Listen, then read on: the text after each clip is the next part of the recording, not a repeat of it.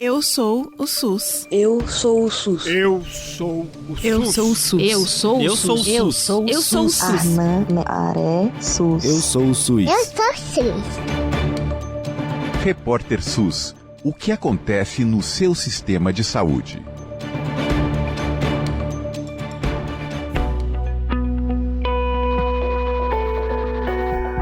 A gente está no ar a partir de agora com mais uma edição do podcast Repórter SUS e hoje nós vamos conversar sobre o que deve ser feito para que a população brasileira procure mais os serviços médicos, especialmente quando algum sintoma aparece e principalmente a nossa atenção primária, a porta de entrada tanto do Sistema Único de Saúde quanto da iniciativa privada. E você sabe, né, que estar em dia com a sua saúde significa tomar uma série de medidas cotidianas com alimentação saudável, prática de exercício físico, horas de lazer.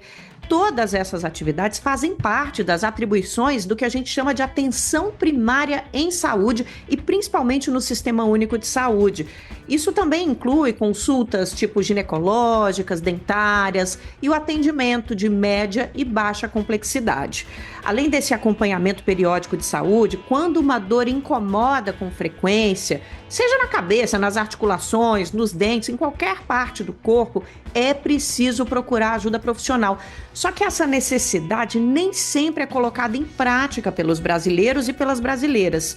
Um estudo divulgado recentemente pelas organizações Vital Strategies e Humane, em parceria com a Universidade Federal de Pelotas, a UFPEL, mostrou que 60% dos usuários e usuárias do sistema público e do sistema privado de saúde não buscam um profissional ou uma profissional, não buscam atendimento nem mesmo quando precisam, nem mesmo quando estão sentindo dor ou quando tem algum problema. Essa pesquisa foi realizada com mais de 2.400 pessoas adultas entre agosto e setembro do ano passado. Não é a primeira pesquisa que mede essa falta de busca pelos serviços médicos, mas agora a gente tem dados muito atualizados sobre esse cenário aqui no Brasil.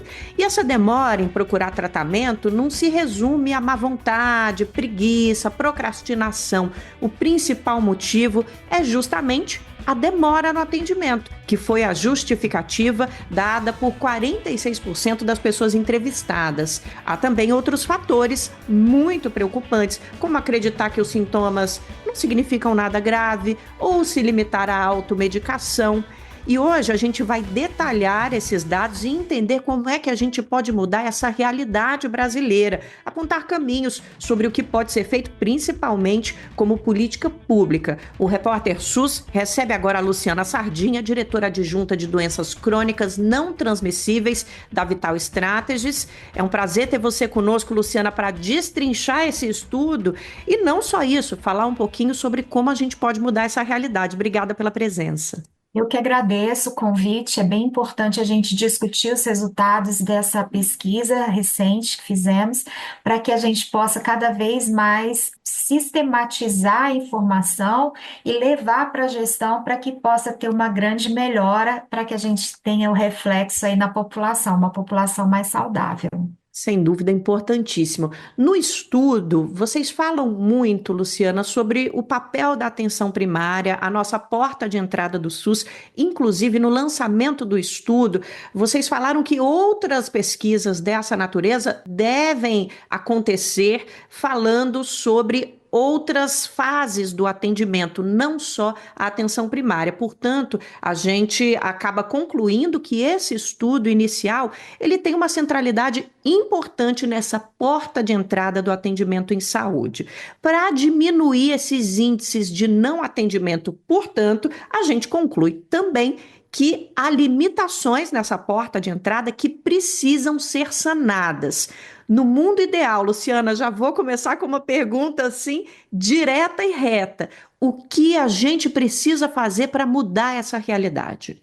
Então, a atenção primária à saúde, ela é essencial, né, para estruturar os serviços de saúde no Brasil, em qualquer país, em qualquer lugar. Ela é a porta de entrada. Então, ela é considerada onde aquela pessoa que está com problemas ou aquela que precisa acompanhar, ela entre e ela tem um vínculo com aquele serviço, né? Então, esse serviço ele precisa ter qualidade, ele precisa ser acessível, ele tem que ter alguns requisitos. E a gente vê que ainda existem muitos desafios, como você bem colocou. A conscientização, né, do risco de um problema de saúde, isso é importante para que a população venha se apoderar disso. A detecção precoce, ela é sempre muito melhor de um problema de saúde. Agora a gente vê na população envelhecendo, uma população com mais idade, com mais doenças crônicas. Então, a detecção precoce, ela é mais barata, ela é melhor para o indivíduo, né, para a qualidade de vida dele. Então, a gente tem que promover essa saúde, a prevenir esses adoecimentos, ter disponibilidade sempre, né, de insumos, de novas tecnologias que a gente vem discutindo diariamente dentro do SUS e mesmo dentro do setor privado. A questão da equidade, né? Chegar onde realmente precisa. Então, aquelas populações mais vulneráveis têm mais dificuldade de acesso, seja físico, seja financeiro, seja de todas as ordens, para que a gente possa ter um SUS mais fortalecido, para que essa atenção primária venha cumprir o papel dela, com bastante qualidade, com acessibilidade, né? Então, é nesse sentido que a gente realizou a pesquisa para trazer insumos para a gestão pública, melhorar, qualificar essa atenção primária. E na prática, Luciana, porque todos esses detalhes que você traz para a gente são necessidades do Sistema Único de Saúde e até da nossa atenção privada à saúde também, que a gente já conhece e que a gente identifica como necessidades muito conectadas a problemas estruturais do nosso Sistema Único de Saúde. Mas a gente tem políticas que já foram implementadas, que podem ser implementadas, inclusive políticas prometidas no caso da nossa saúde pública, né? Nós estamos agora com a expectativa, por exemplo, de que o Ministério da Saúde consiga implementar um programa de aceleração dos atendimentos para diminuir, por exemplo, o tempo de espera entre a marcação da consulta e a consulta efetivamente, e também o tempo de espera entre a consulta e a realização dos exames. A gente tem também no SUS, no nosso Sistema Único de Saúde, a percepção, e não só a percepção, né? Nós temos no nosso Sistema Único de Saúde a diretriz de que o SUS precisa funcionar de maneira tripartite. Estados, municípios e governo federal precisam atuar na implementação desse Sistema Único de Saúde. Frente a todos esses detalhes que a gente traz aqui, vocês conseguem identificar necessidades objetivas e ações objetivas, políticas que já deram sucesso, políticas que devem ser implementadas de determinada forma e que atendam a essas exigências, digamos assim, do SUS, a participação de estados, municípios, governo federal e também a aceleração do atendimento, porque a pesquisa diz, Luciana, que um dos grandes motivos para as pessoas deixarem de buscar o atendimento é a demora. E isso foi o grande destaque dessas respostas que vocês trouxeram, né? O que é que a gente pode fazer objetivamente no mundo ideal? Então, a sobrecarga desse atendimento na atenção primária, ela é clara e muito transparente. A gente vê todos os dias nos jornais, nas revistas, mostrando filas, as grandes reclamações. Mas até antes de responder diretamente sua pergunta, o que foi muito interessante é que, apesar desses problemas, desses desafios, quando a gente perguntou a qualidade do atendimento, a gente teve respostas muito positivas. Então, isso é só uma observação, depois a gente pode voltar a isso.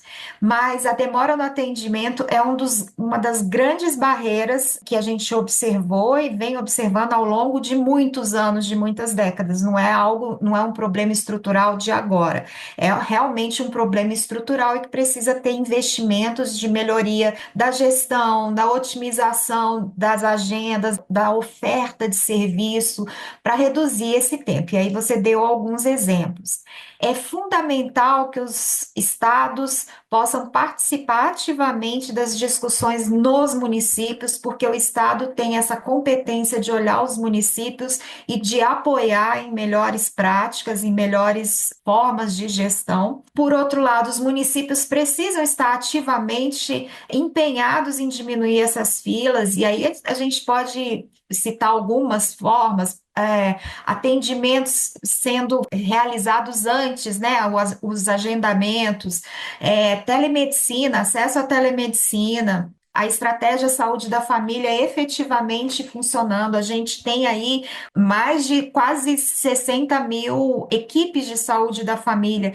Então, eles precisam estar ativamente pensando junto com os gestores as soluções. E cada estado e cada município, dentro do mesmo estado, entre municípios, a gente vai ver diferentes possibilidades, que às vezes dá certo num lugar, não dá certo no outro. Eu moro em Brasília e em Brasília se testou os postos de saúde terem um atendimento estendido de horário. Isso é uma grande porta de entrada, porque muitos dos trabalhadores não acessam o serviço porque fechava às 5 da tarde, que é a hora que o trabalhador está saindo. Então ele não conseguia nunca. No sábado, no domingo, estava fechado o posto de saúde. Agora, com essa abertura, você abre para a população, para aqueles que têm restrição. Então, não são grandes coisas, quer dizer, que a gente pode fazer, pode também, mas o financiamento ele é sempre muito curto, né? Seja financiamento da assistência, financiamento de profissionais, segurar profissionais no mesmo município, numa mesma unidade de saúde, não é uma coisa fácil. A gente vem enfrentando esse problema ao longo de décadas. Então, tudo que vier para otimizar a gestão no serviço, fixar o profissional, mais estrutura de horários profissionais, quem sabe essa questão da telemedicina, a gente tem que usar a tecnologia a favor e não só como um problema, já que ela está aí, a gente precisa otimizar e se usar, né, dessa forma de levar saúde também para a população. E claro, o investimento contínuo. Não dá para ter investimentos, orçamentos anuais e levam cortes enormes no meio do caminho, no meio do ano, e aí os profissionais, a gestão e os usuários ficam sem a assistência. Olha, a gente já viu o que acontece com a nossa saúde, especialmente a pública, quando a gente interrompe a nossa lógica de financiamento. E mais, a Luciana falou sobre as equipes de saúde da família, já tivemos também a triste experiência no Brasil de ver o que acontece quando há o desmonte dessas equipes de saúde da família e da porta de entrada do Sistema Único de Saúde como um todo. Não precisamos nem citar aqui em que período nós vimos isso está óbvio, explícito para todo mundo, então a gente sabe na prática que traz problema para a nossa população, e não é pouco problema quando a gente interrompe o financiamento do SUS e quando a gente desmonta a porta de entrada do nosso Sistema Único de Saúde. Agora, Luciana, o estudo de vocês aponta que 40% das pessoas que participaram da pesquisa e que buscaram uma unidade de saúde não conseguiram atendimento. Isso vale tanto para a saúde pública quanto para a privada? É um problemão, né? Sim, a gente não esperava um número tão alto. Então, aquelas pessoas que pensaram, que sentiram que tinham a necessidade da busca pelo serviço, foram, quebraram essas barreiras todas de acesso, chegaram ao serviço e não conseguiram. Então, a gente vê aí quase a metade dessa população. E aí, novamente, um dos grandes desafios é a questão do tempo de espera, falta de equipamento, falta de profissionais adequados. Então, como a gente falou anteriormente, é uma questão estrutural. Se a gente tiver uma melhor gestão dos serviços, a gente, por consequência, vai alcançar essa população. Então, os motivos são conhecidos, não houve nada tão diferente do que a gente imagina. Fechamento do local, por exemplo, foi muito pequeno. Então, não é esse o problema, do fechamento na hora que você foi, porque você chegou aí, você já tem a consciência dos horários em que funcionam. Então, a gente precisa realmente ter um financiamento adequado, como você coloca, a gente ter um financiamento que dê conta de atualização dos profissionais, capacitação dos profissionais para uma melhor receptividade desses usuários, e não só chegar para o tratamento, mas para o acompanhamento. A gente está vivenciando uma população que está envelhecendo e por isso tem hipertensão, tem diabetes, tantas outras doenças crônicas. Se a gente não tiver um serviço que seja capaz de acompanhar também, não é só o diagnóstico, né? Não é só o primeiro atendimento, também não vai funcionar a atenção primária à saúde. Vai acabar todo mundo lá precisando das especialidades já pelos problemas que foram sendo adquiridos e agravados desde o início por não ter diagnóstico e tratamento correto. E olha, com as mudanças climáticas, essas ondas de calor que a gente vive no Brasil, essa epidemia de alimentos ultraprocessados e mais outros grandes problemas da vida moderna, a necessidade de prevenção dentro do Sistema Único de Saúde, dentro da iniciativa privada, só aumenta. A gente tem uma lista de novas doenças, inclusive problemas mentais, que vão se tornar cada dia mais comuns no nosso cotidiano e que exigem, sim, uma atenção primária fortalecida. Luciana, eu queria conversar com vocês também sobre a automedicação. Esse foi um fator que apareceu na pesquisa de vocês. Quais são os índices e como vocês consideram que dá para combater esse cenário?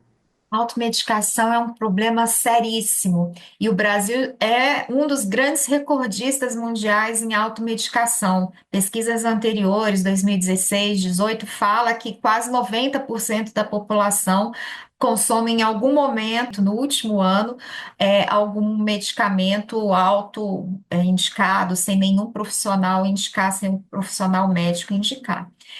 A falta ao acesso de serviço de saúde é um dos grandes problemas, né? A ausência de profissionais qualificados, a dificuldade de locomoção, e aí a gente entra novamente na questão do acesso, né, das filas, e o próprio desconhecimento sobre a questão das medicações. Toda medicação tem uma bula, e toda bula fala lá sobre os efeitos adversos. E a gente não dá atenção a isso. Então, o vizinho, a amiga, tomou o remedinho X que deu certo, que foi ótimo e que a pessoa ficou ótima. E a mesma dosagem eu vou lá e repito esse procedimento. E aí não se pensa nesses efeitos adversos, não se pensa em interações medicamentosas, cada indivíduo é um.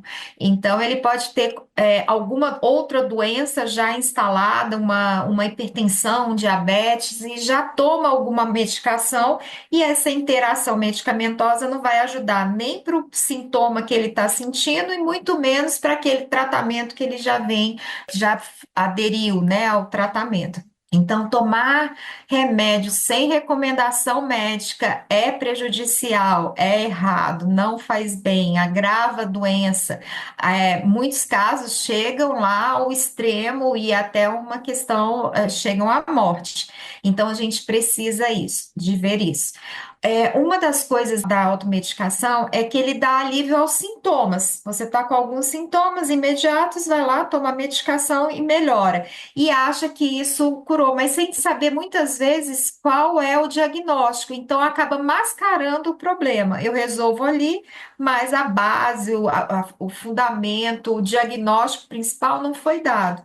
Então, isso pode vir cada vez mais agravado e tendo mais problemas. As alternativas é a conscientização, a educação da população, e tem algumas outras formas, né? A reclusão das receitas, talvez venda fracionada, porque muitas pessoas também deixam de comprar medicação indicada pelo médico, porque precisa só tomar 2 dias e a caixinha vem para 10 dias. Então, a questão de economia também. Muitas vezes a medicação não está lá na unidade de saúde para ser dispensada. Então, a pessoa vai lá e compra o remédio que ela acha melhor, ou outro que o vizinho indicou.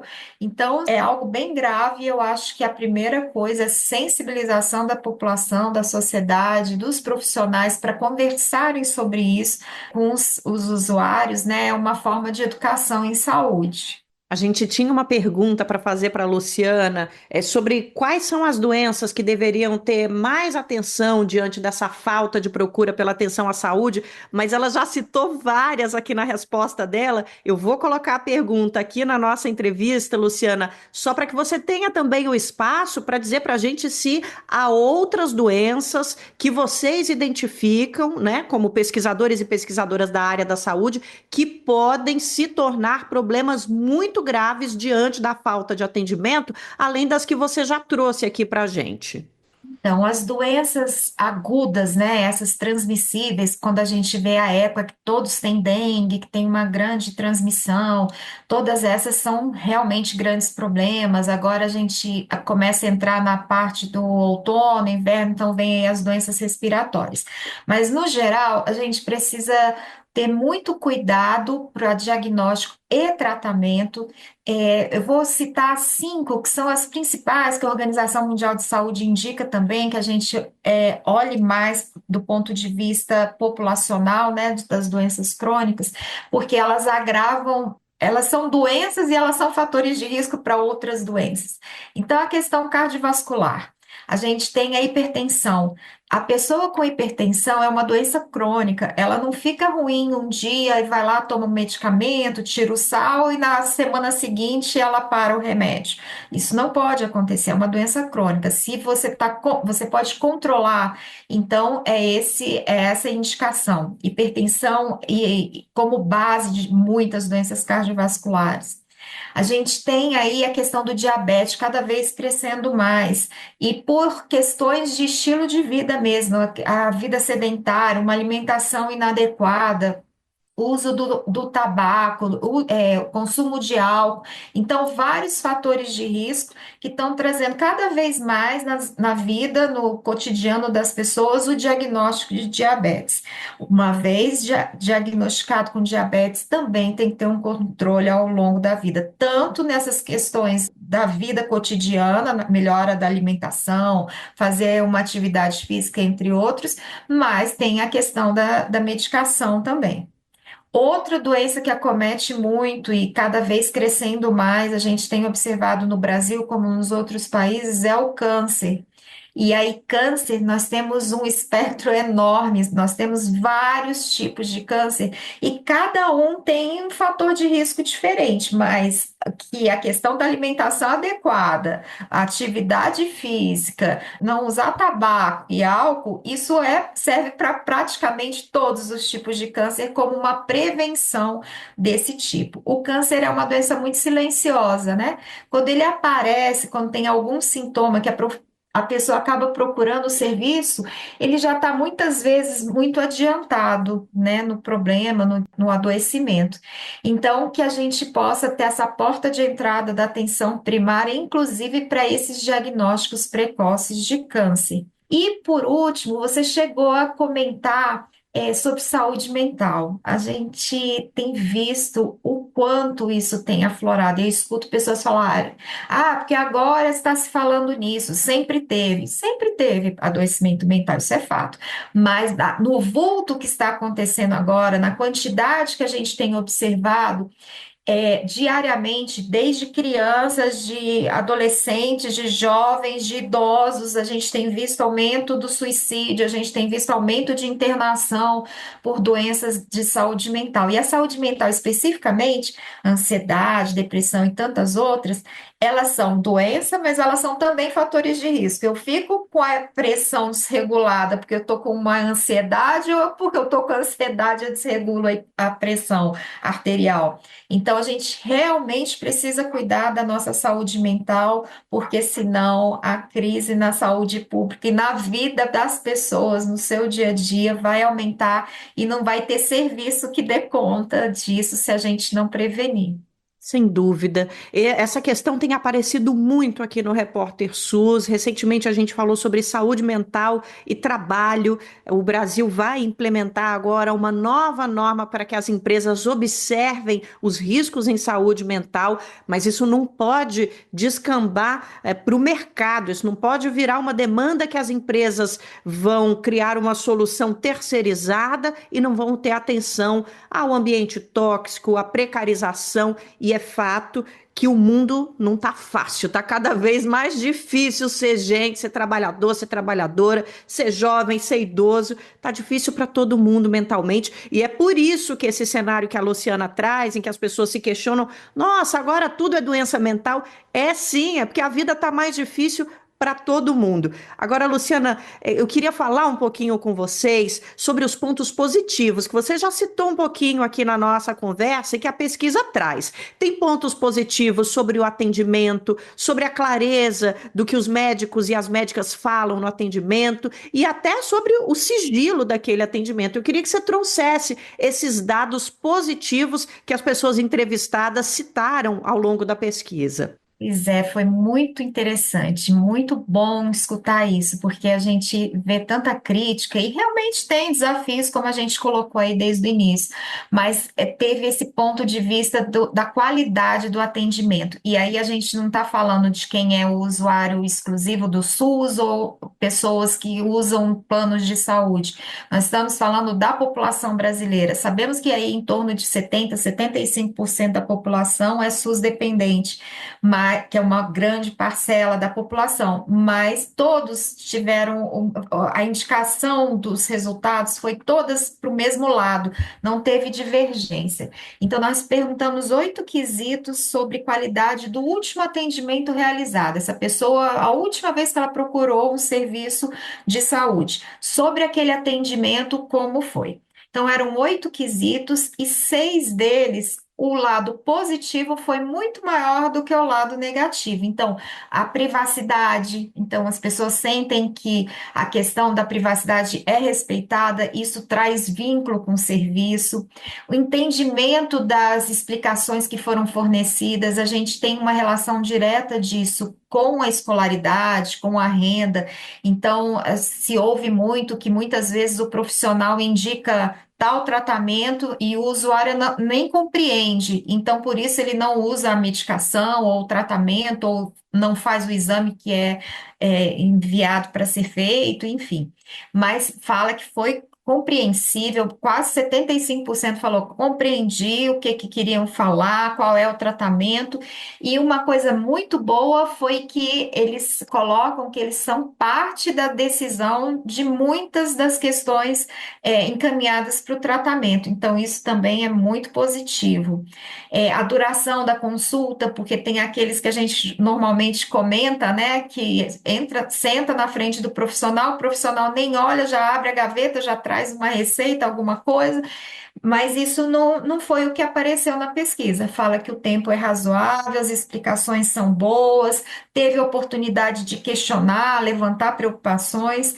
Então, esses foram os pontos muito positivos. Negativos foi a facilidade de encaminhamento, porque muitas vezes, a partir daquela primeira consulta de diagnóstico, se precisa fazer algum exame, ir para uma especialidade, então isso foi muito criticado, e o tempo de espera novamente que aparece, então, na pesquisa, em todos os quesitos que a gente questiona, acaba aparecendo essa superlotação e esse tempo de espera. Olha só, esses dados sobre os pontos negativos e positivos que a Luciana traz para a gente são dados que já nos dão pistas do que deve melhorar para que esse cenário de não busca pelo atendimento médico mude.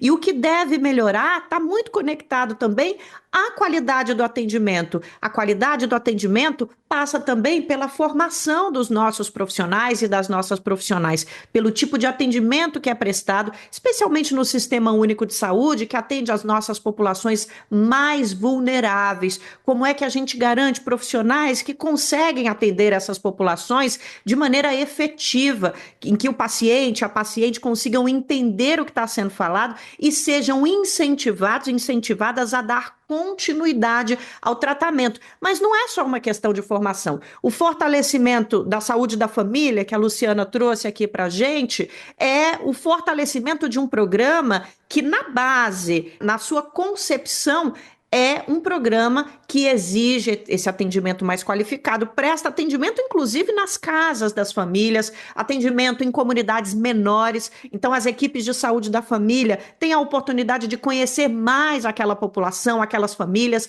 aqueles indivíduos e dessa forma prestar esse atendimento de qualidade, que também é um atendimento que pode garantir que o nosso usuário, a nossa usuária do Sistema Único de Saúde e até da saúde privada também voltem ao médico, busquem atendimento diante de sintomas e mantenham os tratamentos. E eu falei aqui do nosso sistema privado de saúde no Brasil, a gente repete isso porque a gente sabe que muitas vezes na iniciativa privada os usuários e as usuárias também não entendem o que o médico está falando, também não se sentem acolhidos e acolhidas. Então a necessidade de uma mudança de paradigma no atendimento, ela aparece como uma das grandes soluções. E aí isso passa pelas soluções implementadas municipalmente, que funcionam no município e não no outro, pelas soluções da saúde comunitária, da saúde popular. Tem muita coisa que já está acontecendo no Brasil que precisa ser sistematizada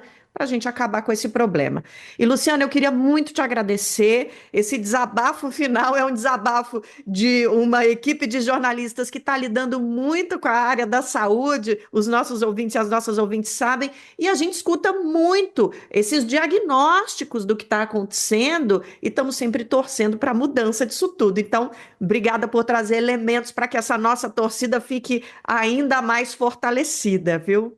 Eu que agradeço quando a gente tem informações atualizadas, vindas inclusive de quem usa o serviço, porque muitas vezes a gente tem essa perspectiva do SUS sob o ponto de vista do gestor, do profissional de saúde, quem está lá atendendo, mas a gente queria ouvir também quem está usando, qual é o problema e qual é a solução, né?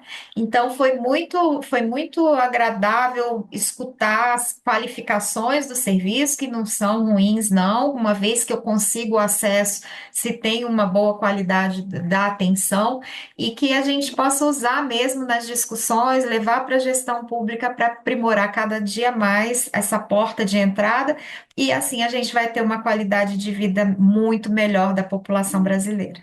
Sem dúvida. E olha, no lançamento desses dados, o Ministério da Saúde esteve presente e ressaltou que esses dados são importantíssimos para que o Ministério possa aprofundar as políticas e ações que está colocando em prática ou que está planejando. Então, nós aqui desse lado vamos cobrar, viu? Porque esses dados não podem ser dados jogados ao vazio, que ninguém vai usar e que ninguém vai se beneficiar. Precisamos de dados, isso ficou claro nos últimos anos aqui no Brasil, mas precisamos que esses dados sejam usados para a política. Luciana, eu espero vocês da Vital Strategies e da Humane cobrando junto com a gente aqui da área da comunicação. Com certeza, estaremos juntos.